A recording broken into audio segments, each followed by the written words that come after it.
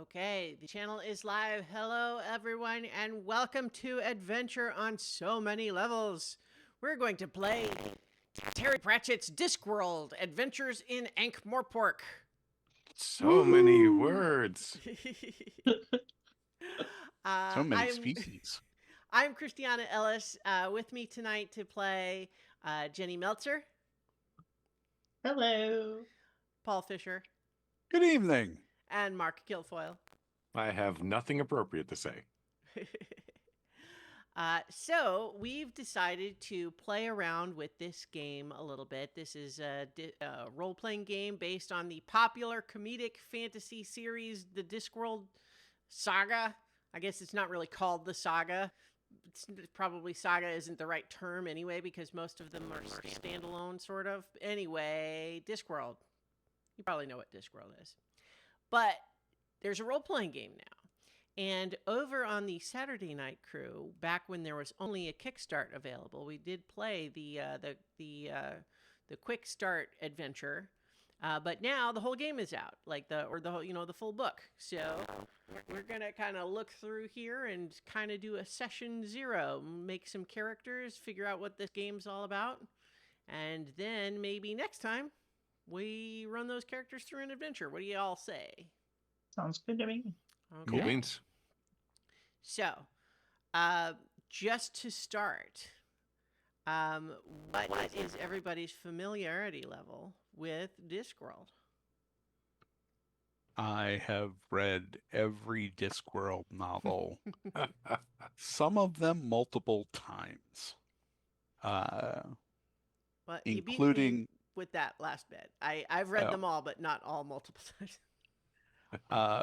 the Tiffany Aching young adult books we read to Eliza to put her to sleep. So we went through those multiple times. Okay.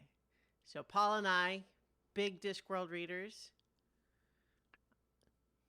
I'm not ashamed, but I have not. There's no shame to be found in having not read them.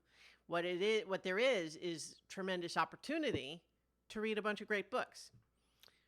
Yeah. Yeah.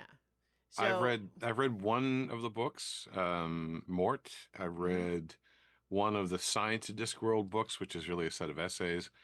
And because we decided to pick this game, I am borrowing Guards from a friend and got about 50 Okay. pages in. Nice. So I am slowly becoming more familiar with this stuff.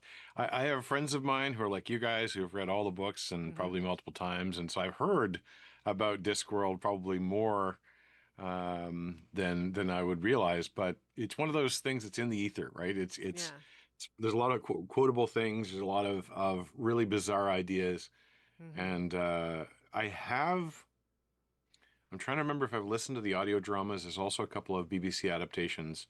I think I've watched The Hogfather. I think that was the one as well. So I'm curious. I think it's going to be fun because it's kind of silly, ridiculous, and he spells puns with an E. So I immediately am curious. Well, my impression of that, and we may look at that page here in a moment. If you're only listening on audio, and for the stream here, I've got the PDF of the book on screen. I believe that spelling puns with an E is kind of meant to evoke like runes, is my take there. So they're punes. Yes.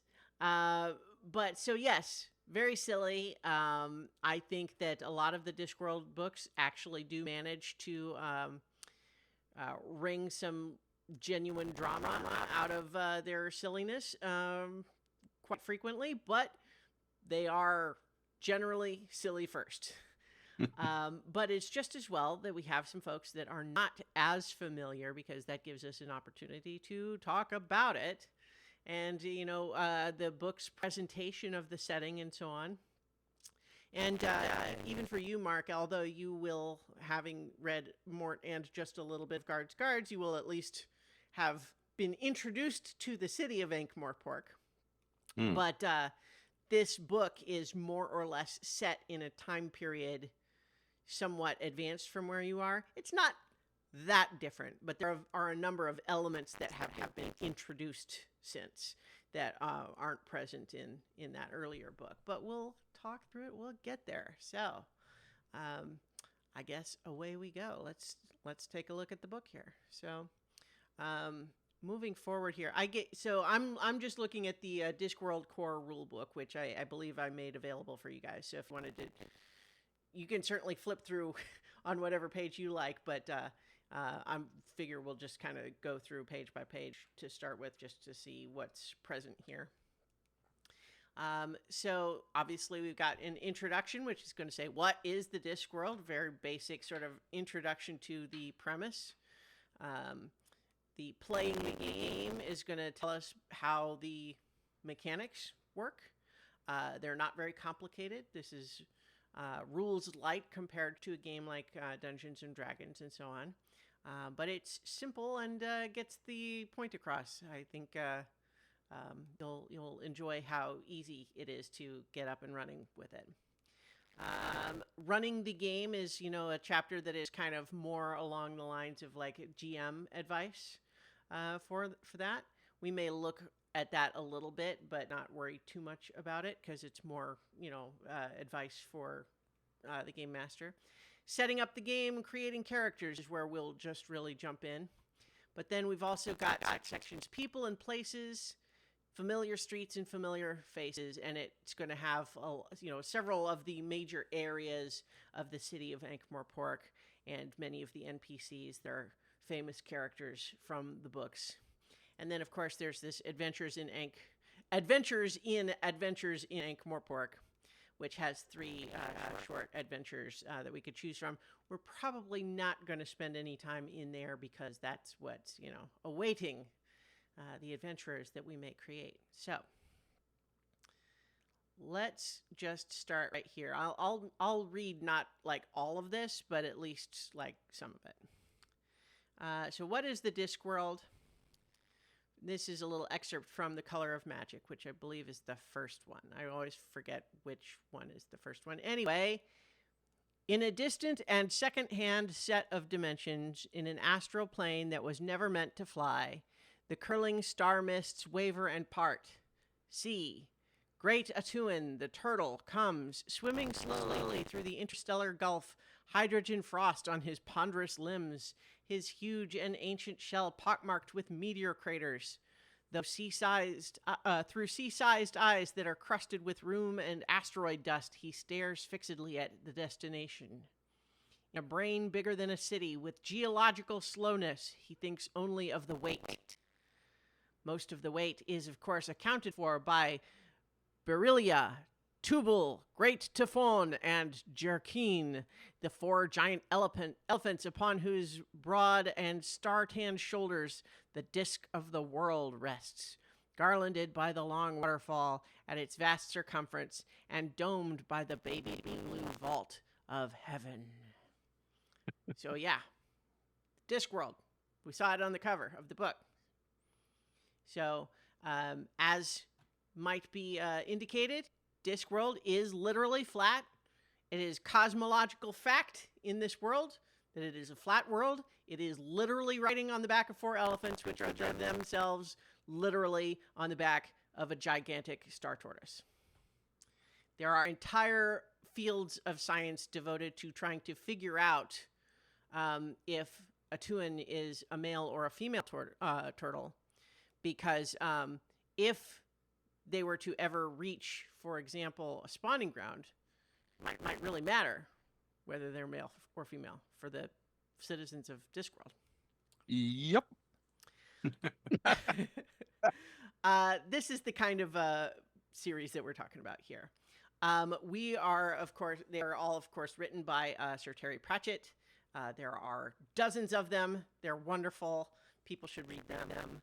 But the basic idea here is that we've got a fantasy pastiche. It is all about taking a lot of classic fantasy tropes and kind of mixing and matching of them and using them to tell stories about our reality in the way that comic fantasy is good at. Meaning, frequently, the stories in Discworld will be about something that's in our world, but just filtered through the fantasy. So, for example, someone might invent a little device whereupon they will conjure and summon a tiny imp who sits in a little box that you hold, and when you press the button, it pokes him, and he draws a picture really quick of whatever he can see through the little window on it. And so now you have picture boxes, and that's how they work. There's a little imp inside there who draws a picture really fast. Mm-hmm. There's one of the NPCs we'll see later is essentially the equivalent of a computer artificial intelligence, but literally what it is an overgrown ant farm that has become sentient. And so these are the sorts of things. The characters are humans and dwarves and trolls, which are creatures of stone in this setting. And there are others that we will meet, but by far the majority of the population are those three races. And there's Ankh-Morpork itself is a great big city, and it's it's where most of the stories are set because it's a big city. There's a million stories in the big city.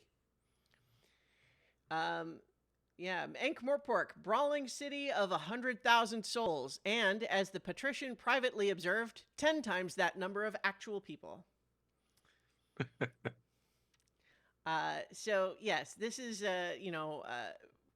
I'm not like I said, I'm not going to read all of this, but the short version is that Ankh-Morpork, huge city. It's meant to kind of be a stand-in for every big city that's ever existed.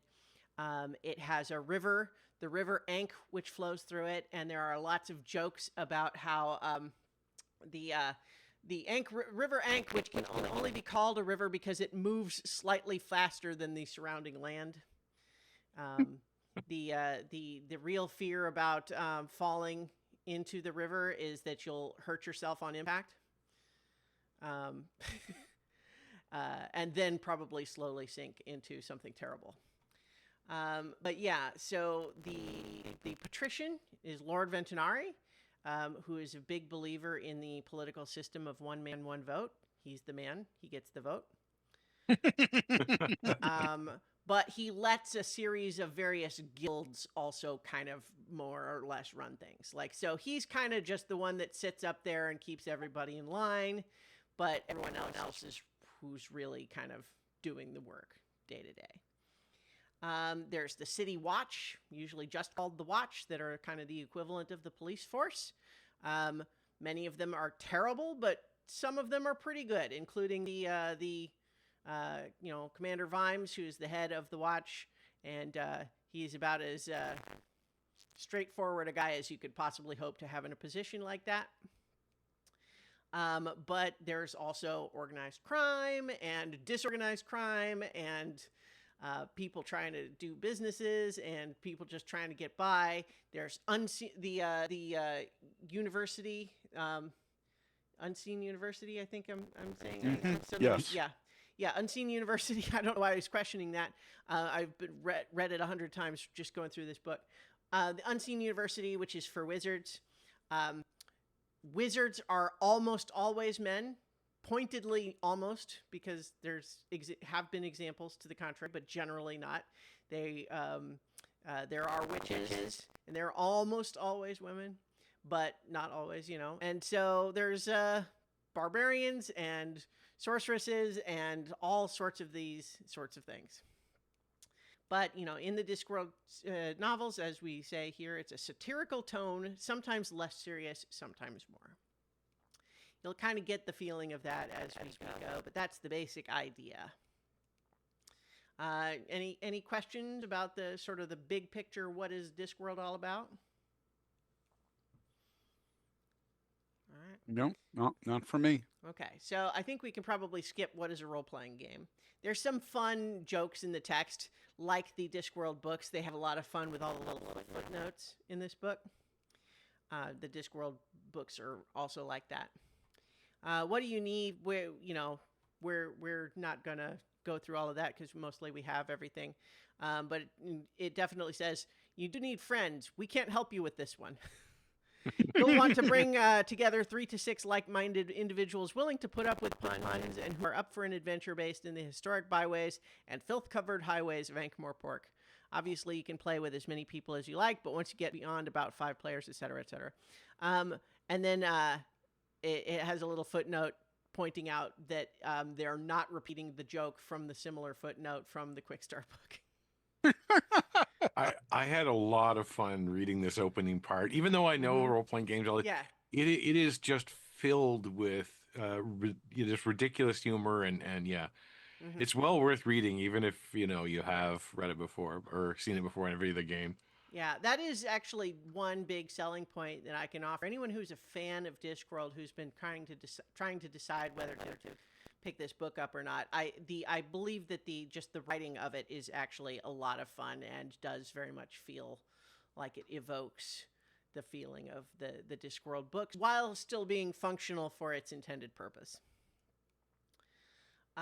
So playing the game, there's the narrative and the what's a test. We're going to talk about all of that. But the basic idea here is the core system of Discworld Adventures in Ankh-Morpork is based on the idea that the characters are attempting to influence the story of the world. To do this, they'll have to wrangle the background narrativium into the shape that they want it. It's a story is a hard beast to control, however, and the disc has its own tales that it wants to tell, so there's always a chance that it'll beat back. So the basic idea, as is true in many role-playing games, is there's always going to be what would happen if the characters did not intervene. And then the dice will tell us what happens if they try to intervene. Tests. Pretty straightforward if we've played role-playing games before. It's when you're rolling a die to see if you are going to be successful at whatever you're trying to do. The short version here is that the D8 is special. It is the narrativium die. The fact that it is the D8 is funny if you've read all the Discworld books.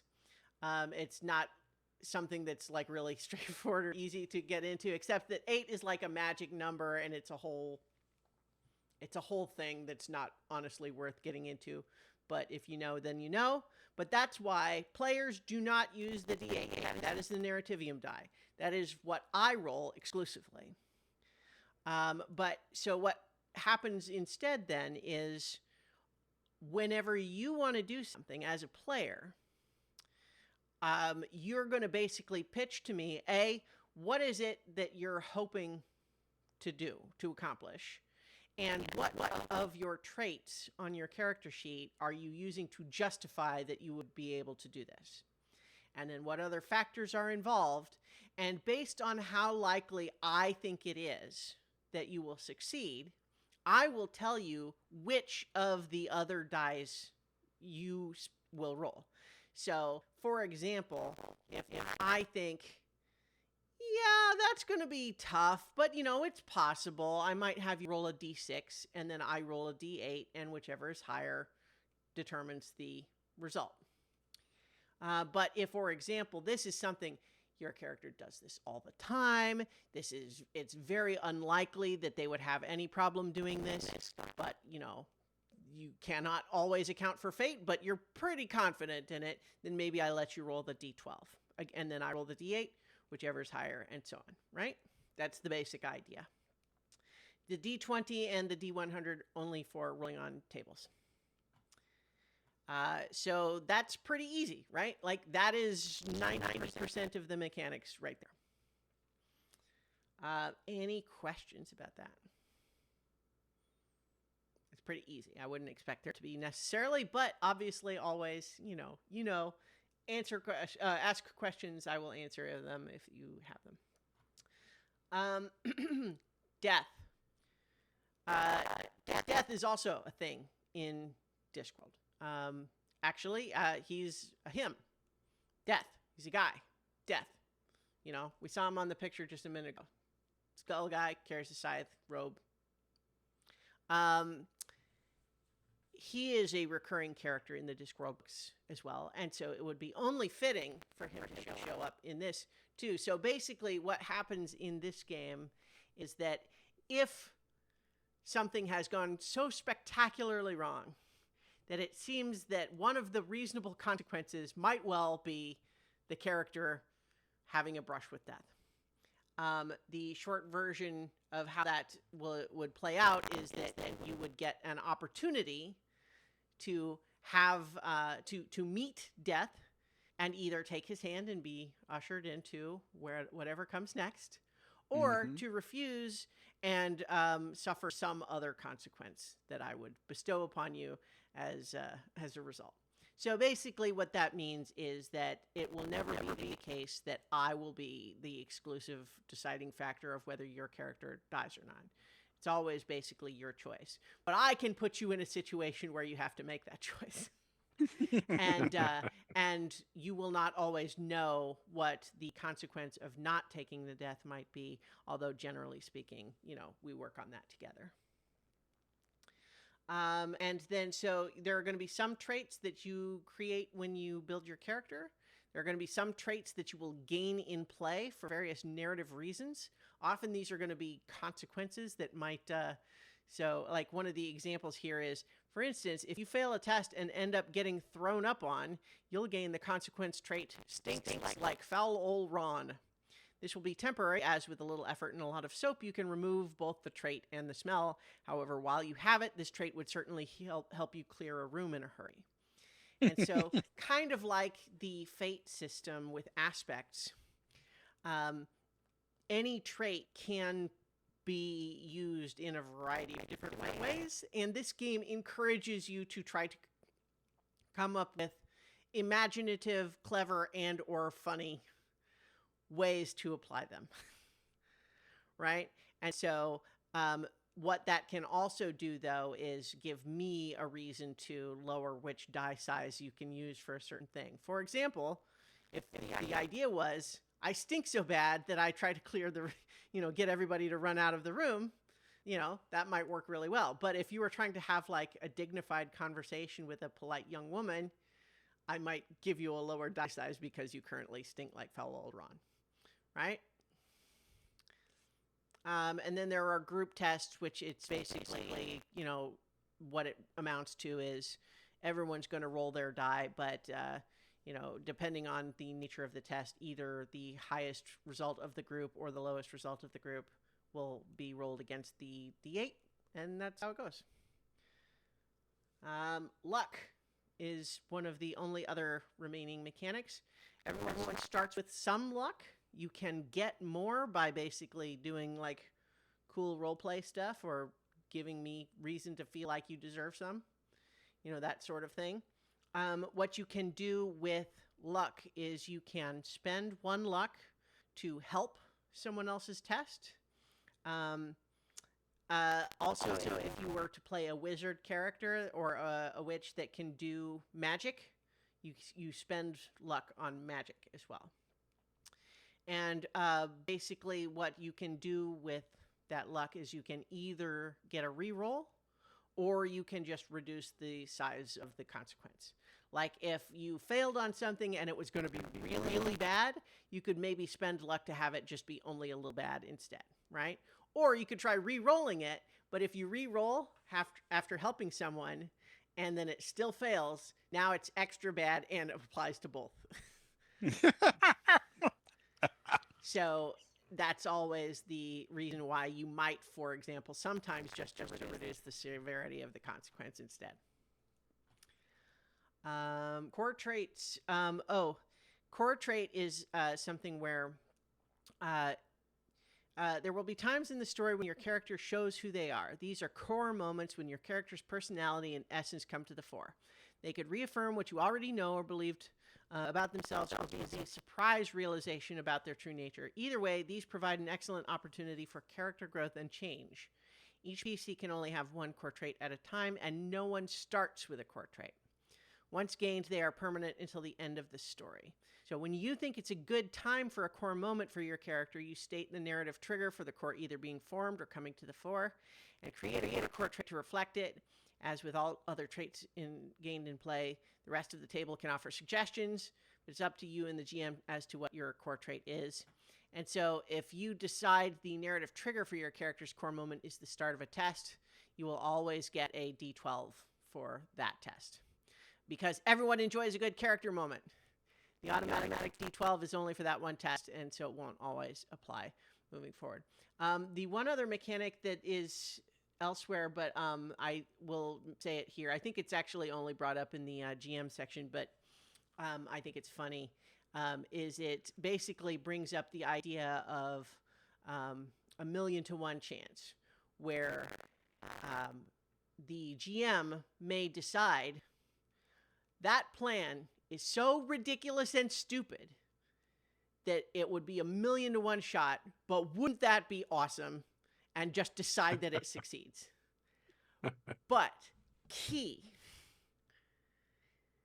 players can never ask for that. If you ask for it, it automatically fails. And the 1,000,000 to 1 shot is very important. 1,000,000 to 1 shots succeed far more often than 500,000 to 1 shots. Yeah. Well, there's actually a whole bit about that. Where guards, I think. Well, So let me see if I can find the actual bit for this, because there is more to that, because it has the quote about it. Let's see if I can. Let's see. I think I'm in the wrong. Top research wizards have proven true.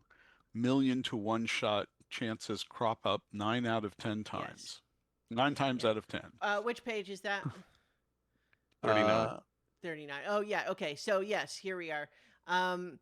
So if you want to have even more Discworld flavor, to your 1,000,000 to 1 chances, have the players roll a D10, and 1 to 9 gives them that 1,000,000 to 1, and their little faces will light up with joy. 0 means the stars don't align, and they'll either have to make a test as normal, or if you like, they automatically fail. If you take the second option, you'll go far, but you won't be liked.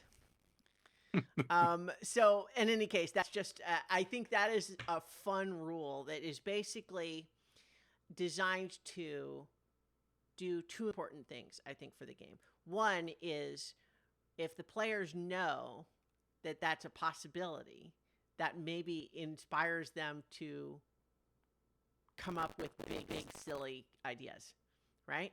Which is fun for everybody. But I think it also encourages the GM to reward those when they come, right? This is not a game where we're modeling reality. Yeah. So So in any case, that's some fun stuff. If we were to make any characters that do magic, what it comes down to is a couple of things. One is that you have to spend luck to do it at all. And the power level of the spell, and again, these are not like, there's not like a list of spells that are at different levels. It's you just say, what is it that you want the magic to do? And based on how impactful that is, I would determine how much luck that costs. And also, if you, so most of the tests will have consequences if you fail. Magic rolls are the opposite, where if you succeed, there are consequences. The consequence of failing is that your spell didn't work. So in any case, there, depending on what you were trying to do and the difference between what you rolled and what you needed to get will determine like how severe the consequence is. But the idea is that magic is this kind of wild thing where like even the people who can do it, you can never really have a complete handle on it. There's always going to be side effects. All right, so got a little bit more artwork here of our boy Death. Kind of funny that his actual skull face and he's holding a skull mask. Ha ha ha. And then what is Game Master? So those are kind of the oh, and here's some more just like tone stuff, like behavior likely to cause a breach of the peace. Very, very rarely in the Discworld novels are disputes solved with violence, at least not of the let's go fight those goblins and take their stuff variety. As such, there are no special tests or rules for fighting. Fights are always a means to an end rather than the end in and of itself. While Ankh-Morpork may be akin to a rubbish-filled muck pit, it is a rubbish-filled muck pit with laws and those who enforce them. So if you go around starting fights and committing crimes without a license, then you will swiftly find yourself on the wrong side of the law with a capital L spelled E-L-L. If you do end up in a conflict, be it a physical fight or battle of wits, it is treated the same as any other test. And then it also just talks about like magic, where there's little ordinary magic like lighting a candle, and then there's also big, crazy, silly magic. And obviously those have different stakes. And then we have a little sidebar here that talks too about the idea that basically all wizards are male, except unless you want there to be another one that's not. Like there was a woman in Equal Rights, Esk becomes a female wizard, and so on. Geoffrey Swivel flies off to become a witch in the Shepherd's Crown, right? So mostly they are one or the other, but you don't have to follow that. And we'll learn a little bit more about some of the other sorts of things. But that's basically the rules of, playing Discworld Adventures in Ankh-Morpork. Any other questions about that, or are we ready to kind of start moving into... So I guess what there is remaining is more setting stuff and then how character building works. Probably what I would say we should do is briefly look at what goes into making a character, but then kind of flip back to see like what are some of the examples of places and characters in the game, so that especially those of you who are not as familiar with the books have a little bit more to go on. Make sense? Yep. Yeah. All right. Setting up the game. Step 1, read the rules. Kind of just did that. Step 2, decide what kind of adventure you want to play. There are 2 ways of playing adventures in Ankh-Morpork. The first is playing an adventure, such as Fundamentals of Unseen Academia, which is one of the ones that we have in the book here. The second is by creating your own story. Probably what we'll do is we'll pick one of the adventures that's in the book, at least to start with. But there are a few to choose from, so there's plenty of different tones that we can work with there, and we can pick which one we think is best for what we want. So we will need the following: a party sheet, a character sheet per player. Everyone's got dice. Spare paper, pencils, and erasers. We're doing it digitally. Oh, let me give you all. I'm going to put these into the Discord. I tracked down the PDF versions of the party sheet and the character sheet.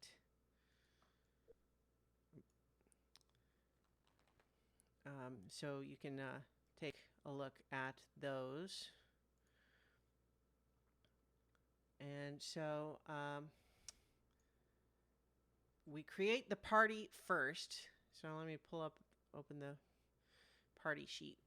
So I'm showing the party sheets here. We've got party name, organization, party goal, party past, party present. So the reason that it has us do that first is because this game is kind of, obviously you could do it however you want, but it's sort of optimized towards encouraging the party to have some shared goal. Like each character can have their own little individual goals, but you should have something in common that encourages you to work together and not just be everyone going off and doing whatever they want. So that's why. Hang on. All right. Sorry, I'm getting notifications that are unnecessary right now. So organization is kind of that first sort of thing to choose from, and it has a table that we could roll on, but I think we could also just choose from. But this is on page 51. So there's the City Watch, Unseen University, Assassin's Guild, Student of, Concerned Citizenry, Thieves Guild, Beggars Guild, The Times, which is like a newspaper, Seamstresses Guild, which is in finger quotes because it is, in fact, the oldest profession, but they're seamstresses, right?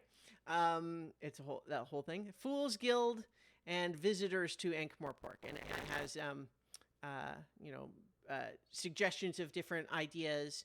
One of the things that I know Jenny had mentioned possibly being interested in the Thieves Guild. The way Thieves Guild works in Ankh-Morpork, as I mentioned, the patrician has these various guilds kind of running things. And the Thieves Guild is literally exactly what it is that if you're going to have crime in a city, it might as well be organized crime.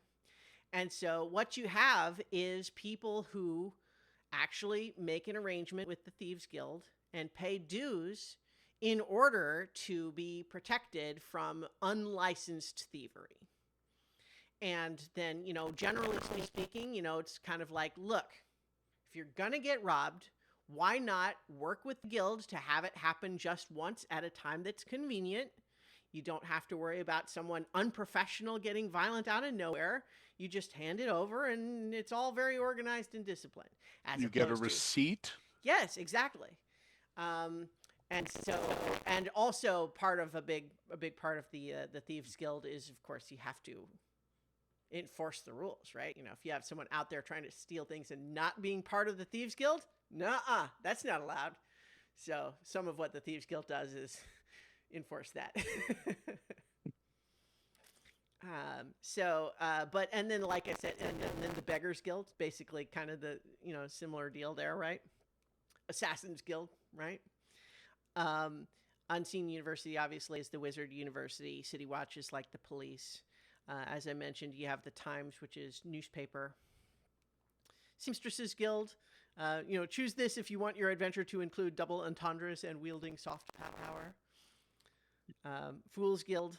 Visitors to Ankh-Morpork. So there's page references where we can kind of look and see more about any of those. But do we have any sort of votes so far, or do we want to look at more information about those? Or I think it would be hilarious if we actually rolled for it and didn't pick. Yeah. Because they're all crazy.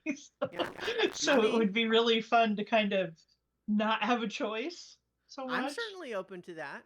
I think that's fantastic. Okay. Yeah. They all do sound ridiculously fun. Okay. Well, who wants to roll then? It's a D12 table. Mark? I did D10 table, right? D12.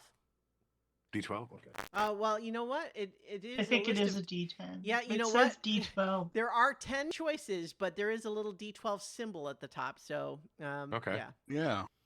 That's well. Who knows what happens when you roll as well? That might just be minor typo. Don't roll an 11 or a 12. Well, or maybe if it was an 11 or a 12, that would just mean you're two of them. That is a 6. Beggars Guild. Aha, so a Beggars Guild. Self-deprecating humor and being antagonistic to NPCs. All right, so it suggests we take a look at page 82 for more about the Beggars Guild. Let's take a look. So the Beggars Guild, an equal opportunity non-employer. The Beggars Guild is one of the oldest guilds on the disc, far predating most of the others, and certainly the richest, as a beggar will never buy what they can beg. This mentality extends to their coat of arms, which is secondhand, much used, and has nothing to do with begging.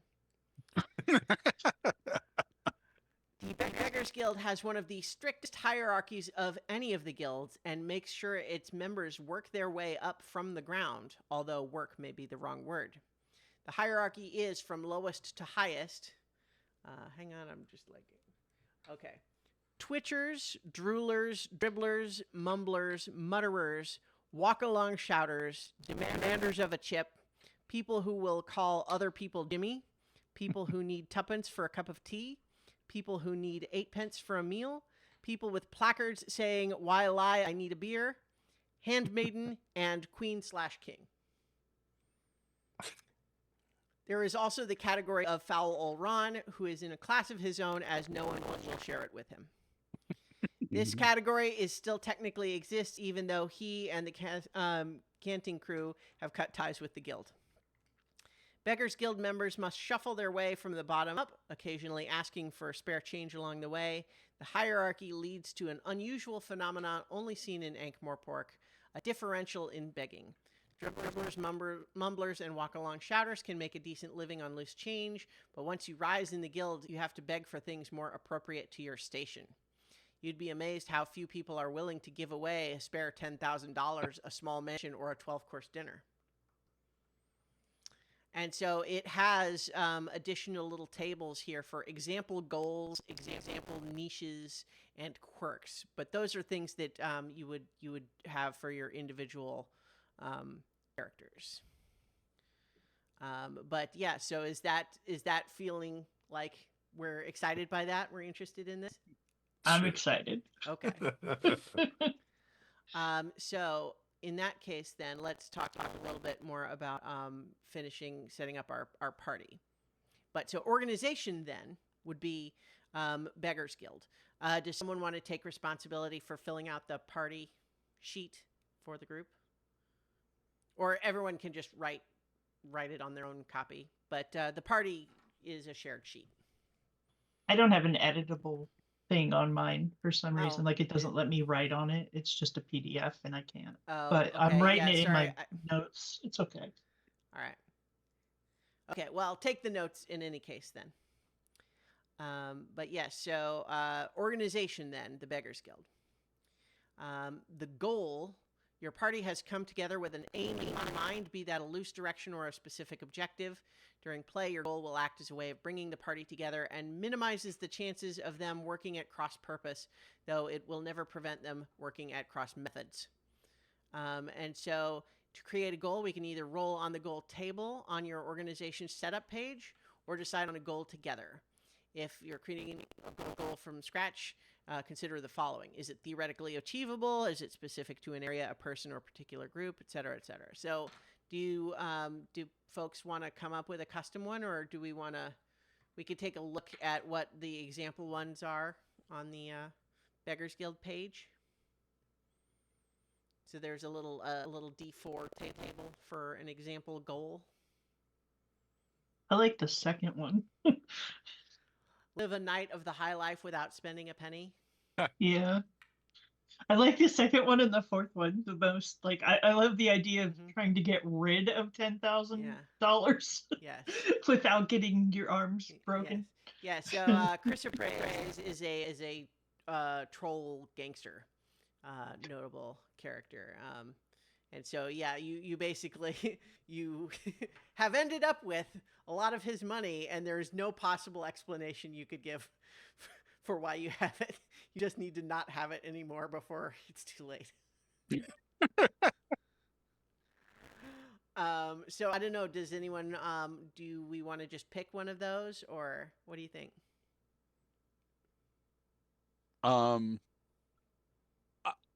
I gotta say I'm with Jenny. It's just like either 2 or 4 are calling to me. All right, well, we want to flip for it?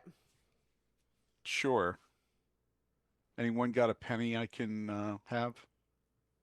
Well, I don't know. I mean, I'm not sure you can afford to use I have that. a quarter Oh, on my desk. That'll so work. That'll work. If I heads had or a penny tails. for every time someone's asked me for a penny. Pennies aren't real anymore, Paul. It's the Beggars Guild. I'm just know, I'm asking just for teasing. coins, spare change. All right, heads or tails? Heads. Well, okay, but which is which, though? Oh yeah, that's true. Like heads. Let's was make wondering it who was gonna point heads that is 2 Heads and is 2. Okay, tails is All right. 4. Yeah. All right, I'm gonna do it again because I saw it already. all right. All right, that is heads. So it's 2. Okay. Live right. a night of the high life without spending a penny is the group's goal. Fantastic. So that is the goal. The party passed. Only surprise parties appear out of nowhere. Your group most likely knows each other, either from a recent meeting or long-standing relationships, be they professional or personal. Most of this past can be explored during play, but for now, roll on this table below and think of an answer as a group. So this is basically we're rolling to have a question be asked, and then you decide what the answer is. They have example answers, but the idea here is we're just rolling to find out what the question is. And remember that this will also count as a shared trait for all party members. So, Paul, you roll a d10 since you haven't done one yet. Hold on. I need to get the cat butt dice. The cat butt dice. All right. Yeah. Jenny has not experienced the cat butt dice. I have not. They have cat faces for 10s and for the high number, and cat butts for 1s. That's 3. 3. What incident does the party not speak of?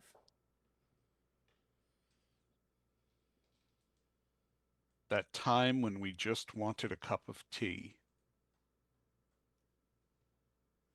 I mean, I think that I think it could be something like the way we actually went about getting something that we wanted, and it was super embarrassing. We wanted that specific cup of tea. Mm-hmm. It happened to be the patrician's cup of tea. That seems like it would be a good one. I mean, All if right. anyone knows his tea, it's probably the patrician. Siri, shut up. Been so sensitive lately. Yeah. So I think the idea here in terms of choosing an answer, like, so for example, the examples that they have here are just like the thing with the alchemist guild, the job we royally cocked up, that time we lost a party member at cards and had to win them back through increasingly specific and ridiculous challenges. So we don't have to actually decide with specific detail the details of it. Because it's a shared trait, I think what that would encourage is fun dropping of new details about it in order to justify using the trait for something later, right? So we could have like the contritioner's tea incident. The that would like I want it, but so that's a fun one, is like the time you tried to get the patrician's cup of tea. Yeah. Okay. And so the idea then is this is a shared trait. And so the idea is if there's some time that you're trying to justify why you would be able to succeed at something, you can potentially call upon that trait and try to give me a detail why something about that shared past means that you would be more likely to succeed in what you're trying to do. Fantastic. Love that. Okay. So party present. Your party is held together with the glue of circumstance, which may one day lead to friendship. To generate a uniting factor about your party, roll on the table below, think of an answer, etc. So, who would like to roll for this one? I haven't rolled for anything recently, so I'm going to give it a try. All right. That is a 1. Uh-huh. Who are we in debt to, and what do we owe? And the examples they show here, we owe Chrysoprase the troll an arm and a leg. We have an overdue library book and have no idea where it is. We are not exactly paid up with our guild. Oh no, overdue library books are always a thing. So the that one works for me if that's what you like. The idea is that someone at some point checked out a book and you keep getting notifications that it's overdue, but you don't know where the book is, or maybe even where the library is. I love that. Oh, come on. Especially considering how much time we spent trying to get to the library. This is perfect. Yeah. So is that maybe that could be funny, is that like maybe you do actually have the book, but you don't know where the library is. Yeah, we have no idea how we. Like maybe we didn't even get the library book from the library. Yeah. It's like who knows? Yeah, I As love borrow or that. steal. Yeah. Okay. Well, so I think maybe decide. Do you have the book? Like what? So what is the what is the obstacle? Is it just not knowing where the library is, or? Maybe we just don't want to give it back. Hmm? Maybe it's like a really useful book that we just don't want to give back, so we keep avoiding taking it back and growing our late fee tab. I think if it's that, then I think I would want more detail as to why that book is so great. Because it needs to be a problem that isn't just easily resolvable by saying, fine, here it is. You see what I mean? There needs to be some actual reason why you would never do that. Foul Old Ron's 10 best begging spots. He's not really a book writing type.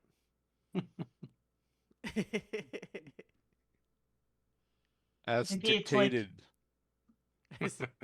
No, or as overheard by someone else. Well, no. It's a complete fabrication. But this is the original manuscript. This isn't a copy. This was not mass produced. And it's heavily annotated. Okay. By the author, who definitely was not Foul Old Ron. Sure. But it's got loads of good information. Okay. Like we made it to where we are today in whatever like rank of begging we are in because of this book. So it's a genuine overheard transcript of all the important things that Foul Old Ron has ever said. Yep. Well, and I think that that's somewhat heretical because, as we just read a moment ago, that Foul Old Ron and his group they've broken ties with the guild. They're rogue. Yep. But who's going to stop him? Nobody wants to touch him. Nobody wants to get within 20 feet of him. Yeah. Okay, that's fun. All right, so now you need a party name. What are they called? Known as or call themselves, but no one else really does. Groups get their names in a huge variety of ways. If you need inspiration, there are a few to be found in the Discworld novels, almost all of which are puns. Puns. Yeah. The Smoking Gnu. The Agony Ants, the Bloody Fools, the Jolly Good Pals, the Unmentionables, the New Firm, the Thin Brown Smear, the Ins and Outs, the Cheesemongers. So those are examples like from the books. So, but so I think I like the Unmentionables. I do too. I was going to say the same thing. I don't remember the details of the who they actually were in the books. I'm sure they were in there somewhere, but that's fine. You all can be the Unmentionables. You could be the new Unmentionables. Oh, the even more unmentionable. The even more Yes. unmentionables. The even more unmentionables. All right, got it. Okay. All right. So from there, we would move to creating characters. So as we've got a little example on the sheet here of what the character sheets look like, there's this first field, which is consequences, which is going to start blank. Those are things that you might get a consequence during play. Luck, you start with 4 luck. Everybody starts with 4 luck. So you're just marking how many out of 4 you have. 3, name, pretty obvious. 4, iconograph, which is the name for pictures in this setting. And so the encouraging thing there would be to draw your own picture of your character. Organization is, and we've established that. Background, niche, quirks, and core. So let's talk a little bit about these. So organization, you've already got that. We just did that, right? Background is, there are tables for those. And then you're also going to choose a species, but so background includes your species. There are tables for both your upbringing as a D10 and your species. You all seem like you're having fun with rolling now, but you are, of course, entitled completely to just pick whatever you like. But rolling is fun too. So first of all, let's talk a little bit about species before we move on. Human, obviously, is pretty straightforward. There's not really a whole lot of explanation needed there. They are the most common and populous of the species that inhabit the disk. If there's land, then humans have probably made a mess on it. From the high ramtops to the faraway continent of XXXXX. Humans call a lot of places home. They also have a habit of bringing home with them when they inevitably find their way to Ankh-Morpork. All right, so... But then there's dwarves. All dwarves are by nature dutiful, serious, literate, obedient, and thoughtful people whose only minor failing is a tendency after one drink to rush at enemies screaming "Arg!" and axing their legs off at the knee. So we've got some examples of common dwarf names. One notable thing, and this is actually a plot in one of the Discworld books. So all dwarves dress in armor and have beards, and whether they are male or female is considered a deeply personal, private matter. And in generally speaking, even dwarves cannot tell. It's basically you find out when you get married. But it is a plot point at one point when the very forward-thinking Terry Pratchett decided to introduce a dwarf that likes the idea of being a woman and wants to be a woman and starts adopting these strange new pronouns of she and her. And putting ribbons in her beard and and high heels on her mining boots. And it's wonderful. There's actually a little picture of her later. Cheery little bottom. I think we have a picture of her later. But in any case, so dwarves, though, are, as we just kind of discussed, right? Trolls are silicon-based life forms. They are big rock guys. Generally speaking, they're very big. They're very, very strong. They're tough. Their brains are temperature-based, which means that if it's very, very cold, they can be quite intelligent indeed. Ankh-Morpork is not a cold climate. So often, not always, often trolls kind of dumb if they're just out and about doing normal things. They take up on the appearance of the rocks wherever they are born. Trolls grow from pebbles to the size of small hills. The older a troll gets, the slower it thinks, until one day it sits and thinks and never gets up again. And so it has, examples here. So those are the three sort of most common species that you could be, otherwise known as the usual suspects here in the book. Other more unusual but still existent in the city, there are golems who are sculpted from clay. They initially have they're brought to life by words priests put in their heads called their chem, or might be supposed to be chem. I'm not sure. Traditionally holy or scripture or a series of instructions. No new golems have been created for hundreds of years. And typically those that are around are very patched and mended.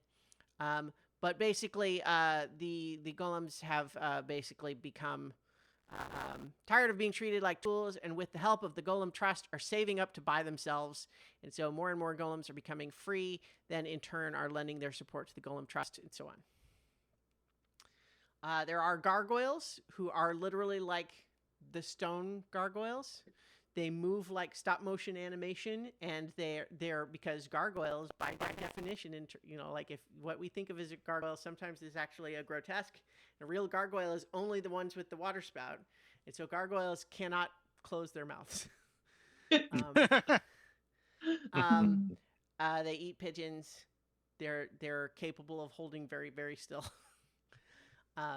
It does suggest that it might be, if we were going to have a PC be a gargoyle, we would probably contrive a way for them to talk properly. There are Igors, which are basically, they tend to be little patchwork people who've literally like sew on parts from relatives and other strangers and have made themselves little patchwork people. Common Igor names. Igors follow a very simple naming convention that seems to confuse non-Igors. Common Igor names include Igor, Igor, Igor, Igor, or Igorina. And then there are also zombies, which are anything that was something else before, but then died and now is not dead anymore. There are a variety of reasons that can happen. So, for example, Mr. Slant, the head of the Guild of Lawyers, is a prime example where he, certain spells or a sheer unwillingness to accept they are dead can cause a human to rise after their death as a zombie. Mr. Slant refused to die after his execution until he was paid for his services in representing himself.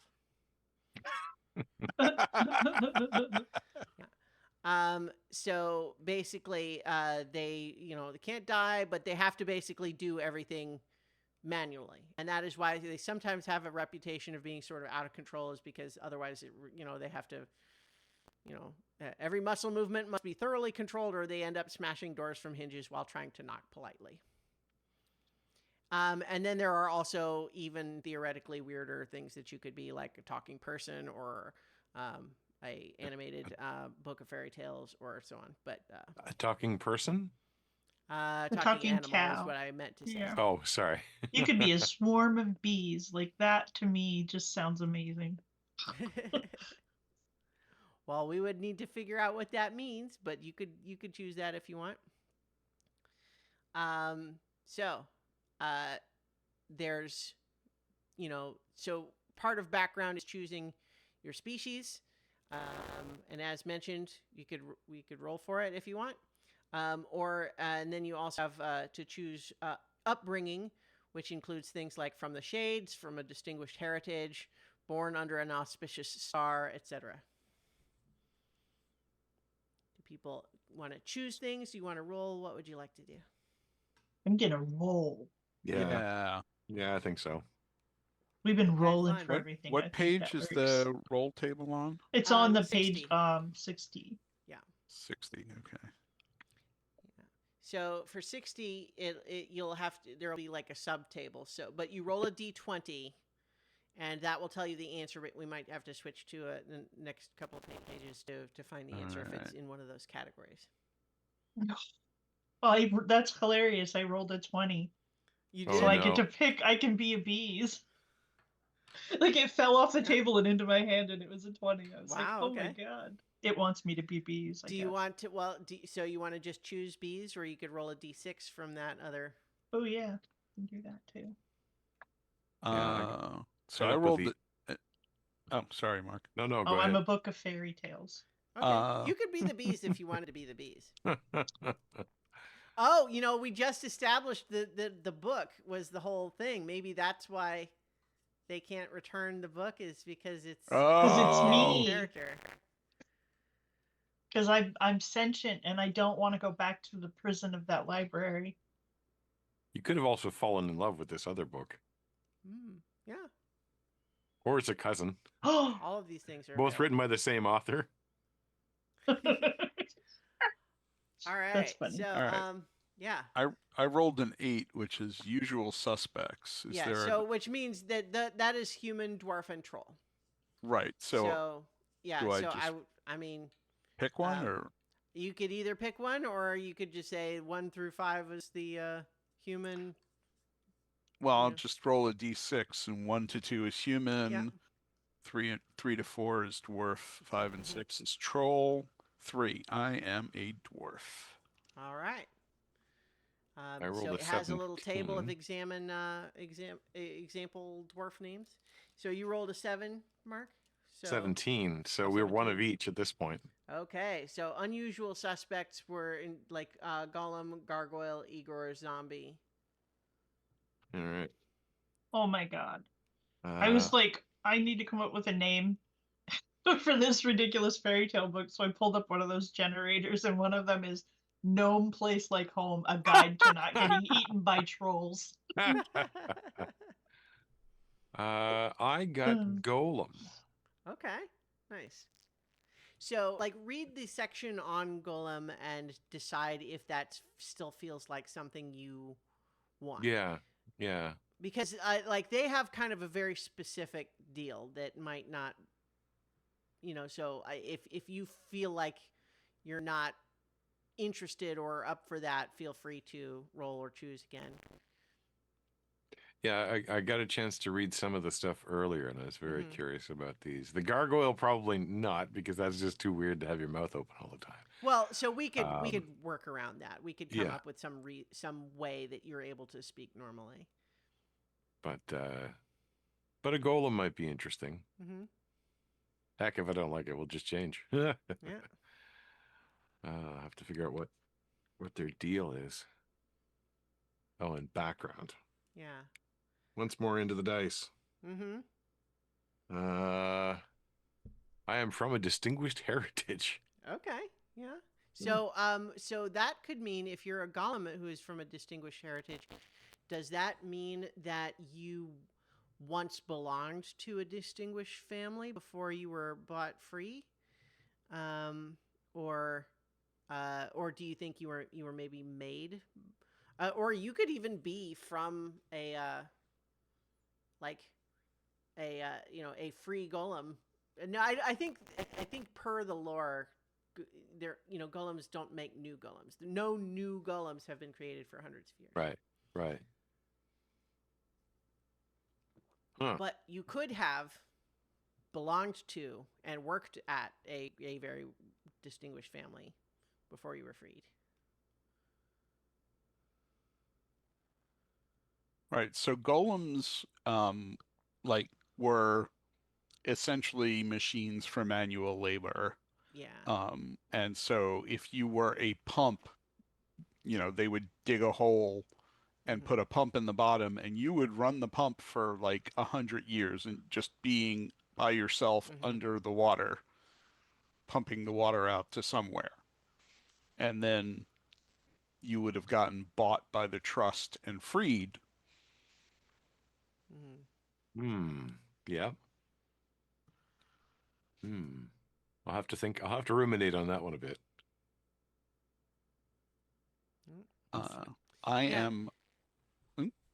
I was just going to say, and again, like if you feel like you want to pick something else, Mark, feel free. I'm happy for you to be a golem, but because it's kind of a very specific vibe, I want you to not feel trapped on it.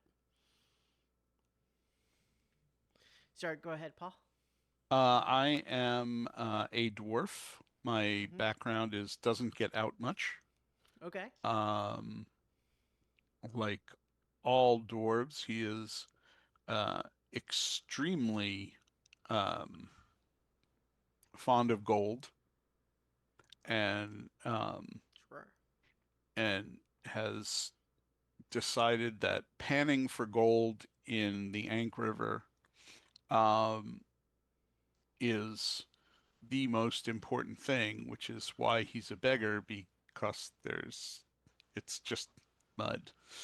And he has yet to find any gold, but he's sure if he just stays in his little hut and pans for gold and digs for gold in the river, I wonder eventually if you have to do he will that succeed. secretly, because like I think the Beggars Guild would frown on that as working instead of begging. Well, he begs while he's on the clock, but he does in order to pay the bills and actually eat. He has a hobby of working. His hobby, yes, his hobby is working. Yeah. I'm happy for you to do that. I'm just saying that I think probably the higher ups in the Beggars Guild look at a little askance at that. Like, I don't know if I approve of. Probably not, but that's why he doesn't tell them. No, I mean, yeah, it's fine. I think that's fun. I'm just saying. Yeah. Have you chosen a name? Horizontal, strong in the arm. All right. Love it. Are you doing the no place like home or whatever that was, Jenny? Actually, so my name is going to be Lady Regina, which is short for my book title, which is Lady Regina and the Quest for the Slightly Used Holy Grail. Nice. Nice. Which felt like a very Beggars Guild kind of name. Mm-hmm. So, and for background, I was born under an auspicious star. Oh. Okay. So, have we decided then that that is the party present in debt, and what do we owe is because technically you were gotten out from the library, but you're one of the new unmentionables now. They're not just going to give you back, but the library is not persuaded. Yeah, I think that works for me. Okay. Cool. That's fun. That's fun. Okay then. So, niche. Each member of the party has something they bring to the table, or at the very least, something everyone else thinks they should have brought. Decide on a niche for your character by turning to your party's organization page or unrolling on that table, or you can just choose one. But so for the Beggars Guild, there's a D6 table for example niche, and they are different. They are the tiers of the organization. So you feel free to roll on those too, or.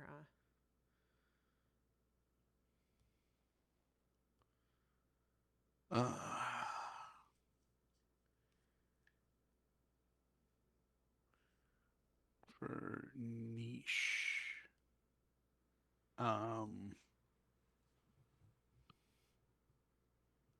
That's a D6, right? Yeah. Mm-hmm. Yeah, so page 82 was the Beggars Guild tables. I'm a dribbler. Uh-huh.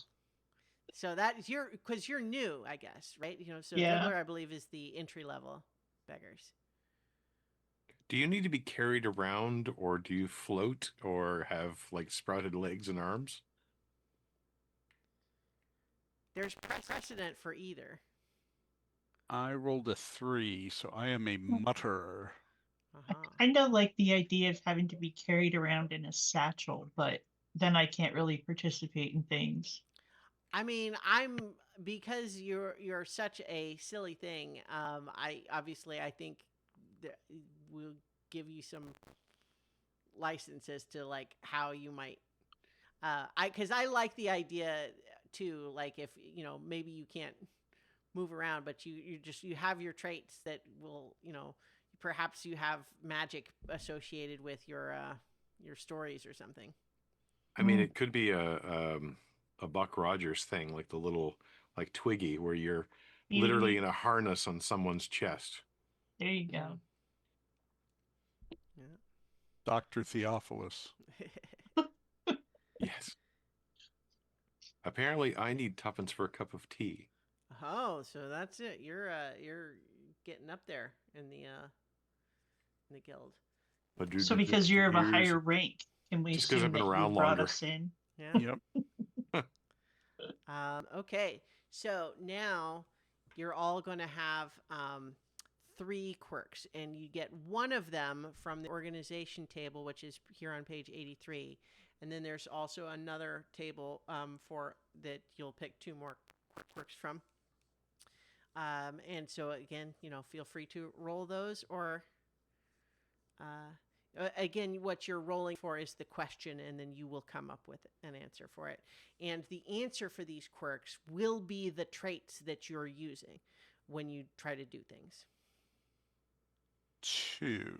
So, yeah. What So are try some to have. words to live by? So I think I encourage you to try to have your example answer trait in your quirk be something that you could imagine using to justify why you could accomplish something, but ideally something that also could potentially be interpreted as a bad thing. Gold is the only word to live by. No.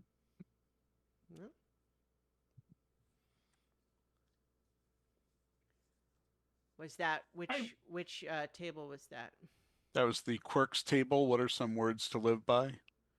Oh, okay, I see. Yeah, so that was the organization quirk. Everyone want to do that one for me first before we go back to the other table?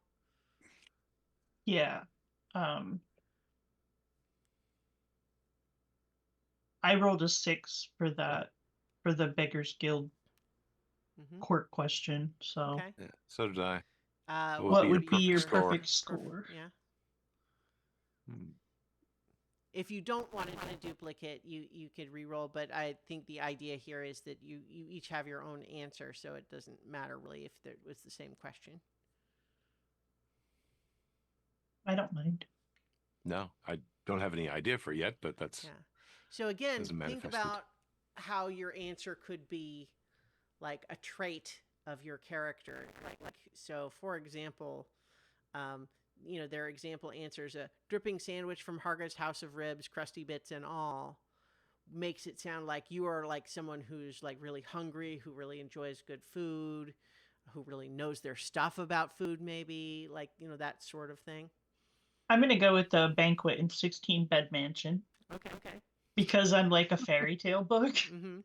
Well, and remember we said that our group's goal was to live a night of the high life without spending a penny. Yeah. Right. It's also funny, the idea of 16 bed mansion for a book. Yeah. Would that be a 16 shelf mansion? No, beds. I need beds. You're going to say just because she's a book, she doesn't need beds? I throw books on the bed all the time. That is.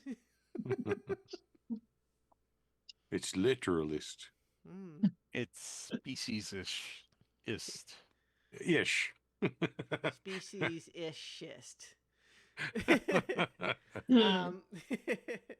What page are the main ones on then? 68. Yeah. Oh, okay. So that's a big table with a D20 table.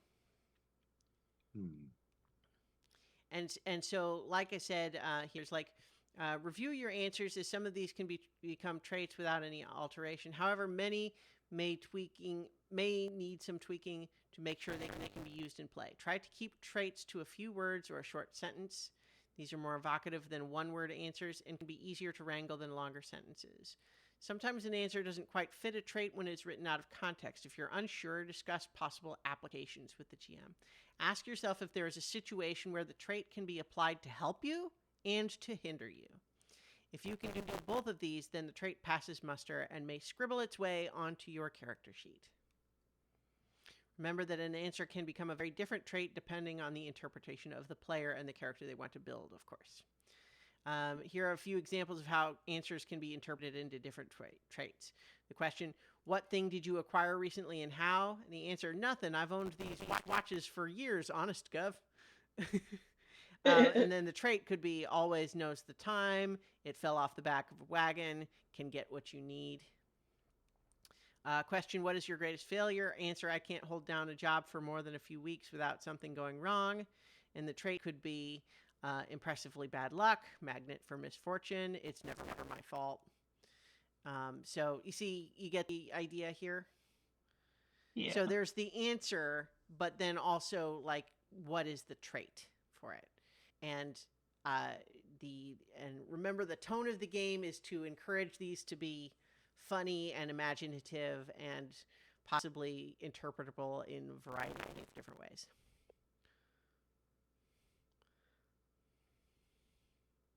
Is there like a more generalized table than just the Beggars Guild table? Because I'm Yeah. having. Yeah, it's on page yes. So 70. yes, this is what we were saying is Oh. that no, it's page 68, 68. or The table is on page 70. no. Oh, I'm on it right now. Yes. Okay, I'm looking at it, and in the corner it says page 68. What are you, a book? Oh, that is so weird. Maybe, oh, you know why? Because I have my screen blown up. You're right, it is page 68. Yeah, I was right. So yes, you'll only pick the one quirk from the Beggars Guild table. You pick other two from this one on page 68.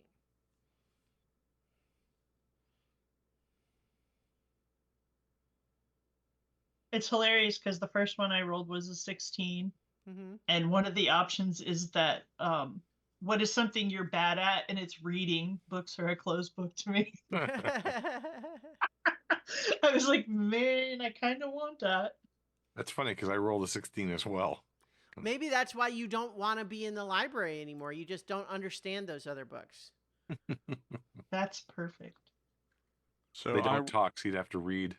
I rolled what is something you need, and I need more time to work on my hobby, which is work. All right, fine. I don't know how I make that into a trait, but I'm liking this workaholic beggar. Sure. Yeah. No, it's definitely fun. It's a dirty secret among beggars, though. It's hilarious. I heard he works when he doesn't have to. Yeah. Shouldn't be working at all. It's sacrilegious. It is. Yeah. So I think that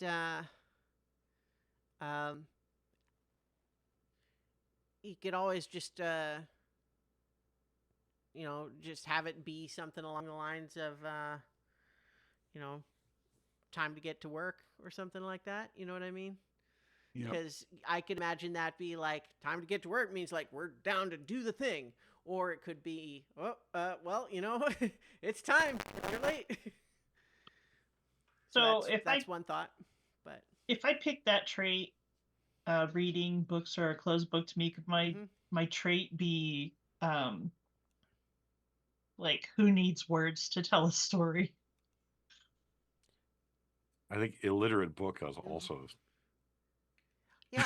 It could be, like tell me how you might apply that. Because it is going to be up to all of you. I'm going to be offering you various different things that you might try to accomplish, and you might be trying to tell me, oh, I could do this because of my trait blank.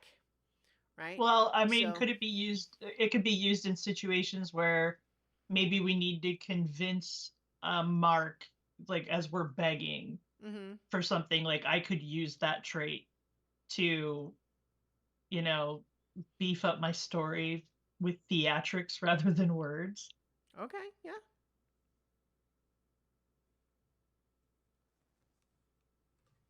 So, what I've kind of come up with, trellis. What would be his perfect score? A plinth to stand on in a public place. What is something you're bad at? Being in a hurry. I'll do some doctoring on the actual wording here. Yeah. And what's something you've always relied upon, and what do you rely upon it for? People underestimate me. Okay. And I use it for getting out of conversations. What do you do? So I would definitely as we refine those, you don't have to feel like you need to get to a perfect wording right now, because that's kind of part of the session 0. But I definitely I think for each trait, you should be able to think of at least a couple of situations for where here's how you might use that trait to try to justify something.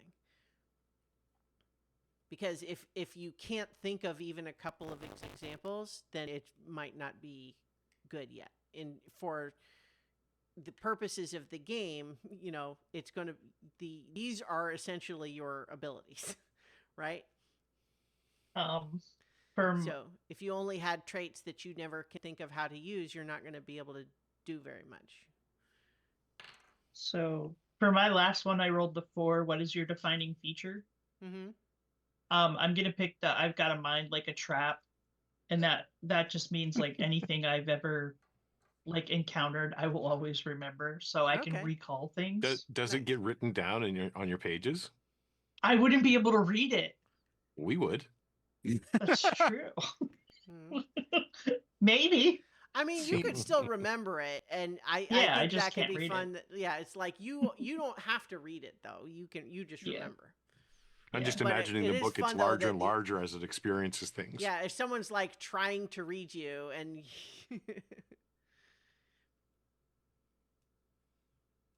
It doesn't say that. Yes, it does right here. I can't see that. Like,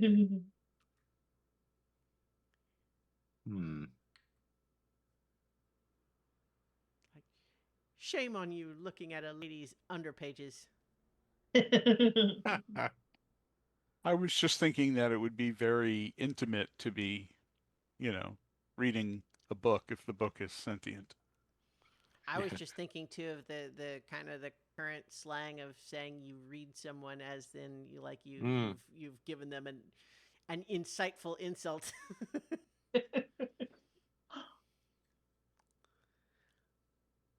All right, so if everyone has got 3 quirks that you're kind of workshopping, recall that everyone starts with 4 luck.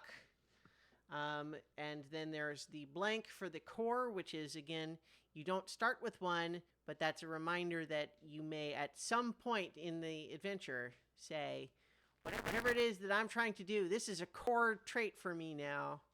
This is what my character's all about. So just remember that you can do that, and then whatever you decide on, that will become your core trait forever.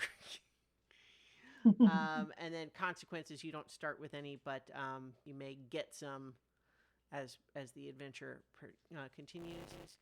Did everybody pick a name? I didn't. Yeah, trellis. Oh, that's trellis, what he used to do.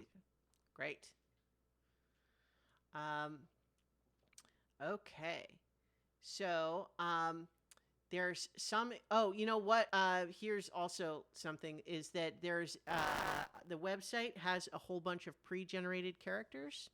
I'm going to drop the PDF for the Beggars Guild characters in there, just because you can maybe take a look at some of the ways they've written up traits, just to see if those give you, ideas for how to refine your own.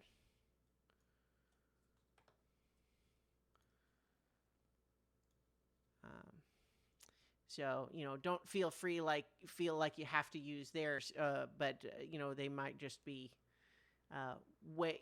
examples of ones that you might do.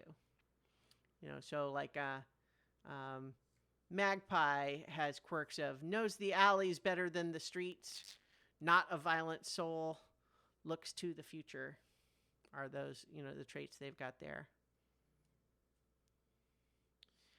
Also, I'm noting here in these pre-gens that the niche, they've got lots of niches that are not just, from that list, right? So I would say if looking at any of these pre-gen characters makes you feel like, oh gosh, now I wish I had something more specific like that, feel free. So I'm not holding you to any of the initial details. It is fun to roll, but also I want you to have a character that's fun to play, right? Yeah.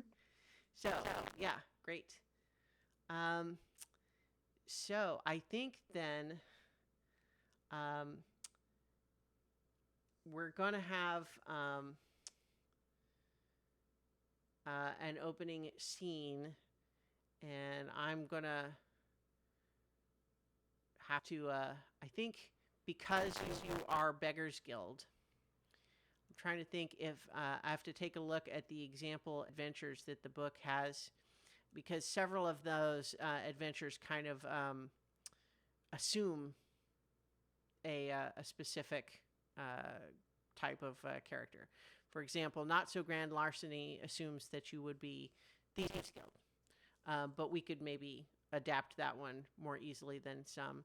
But then there's Little Women, which doesn't necessarily so like that assumes it's like more aimed toward a watch party. So my point is actually that the pre-generated adventures might actually not be ideally suited for a Beggars Guild party, which is totally fine. It just means that we would instead perhaps make our own adventure.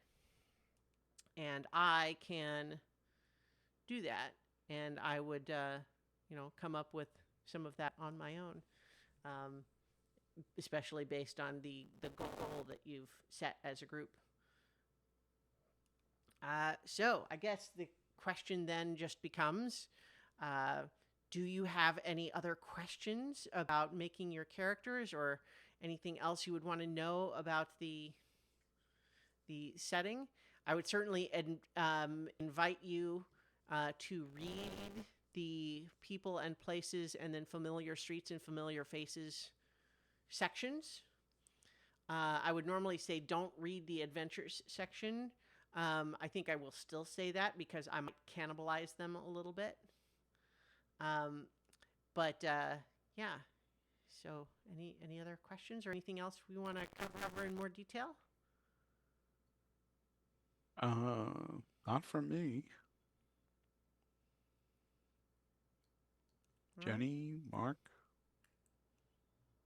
I don't think so. It's more a matter of a little bit of wordsmithing at this point. I mean, kind of reminds me of Fate's aspects, where you want to get, something that really, plays both ways and. So I would encourage you to try to come up with good ones, but at the same time, you can balance that with it is not a tremendously big deal. Don't overstress yourselves about it. Yeah. Okay. So, I mean, I think then that if we're kind of more or less finished with our session 0, I think we would probably draw tonight's session 0 to a close, and I will prepare an adventure for the new unmentionables to embark on. And will you achieve the party goal of are we the even more unmentionables or the new more? Unmentionables? I thought it was. Yeah, I think it was I even suggested more. the even more works fine. So even more unmentionables. Great. Yeah, I've filled out the party sheet and put it in the Discord. Fantastic. Okay. I didn't even use a sheet. I just used a piece of paper. Yeah, I was scribbling on paper here. I have the power of the PDF editor. There are some great tables for NPCs, by the way. So, for example, I'm just going to do a roll through of a completely randomized NPC here, just for fun. So, to start with, a D20 for species, 16, this is a golem, and D100 for what their deal is, the profession. I could find 2 D10s. 48. They're an actor, a golem actor, which is that's kind of fun to imagine. I'm thinking of the sci-fi series that had the large, almost elephant-like creatures, the game series. Oh, Mass Effect, the Elcor. Yes. Dramatic declaration. What have you done? And their notable feature is that they think everything can be solved by magic. And their mannerism is that they have trouble speaking with an inside voice.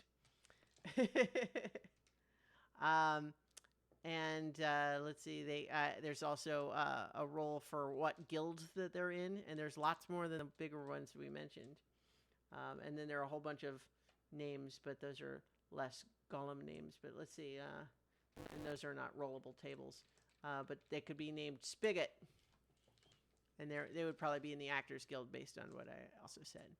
But so yeah, there's a bunch of good tables there. And so yes, familiarize yourselves. I would, don't stress about it, but I would encourage you to at least have a broad idea of the big categories of things. I'm not going to give you trivia quizzes on individual NPCs, but I will probably throw in some notable NPCs for fun, but don't worry too much about it. That whole thing about giving us a quiz gave me massive anxiety. Yeah, no quizzes. No quizzes. In fact, actually, it is not remotely a problem if your character has no idea who these people are, right?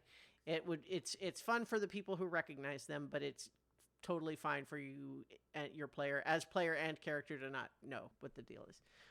There's a picture of Cheery Little Bottom on page 126. The first openly female dwarf. She's great.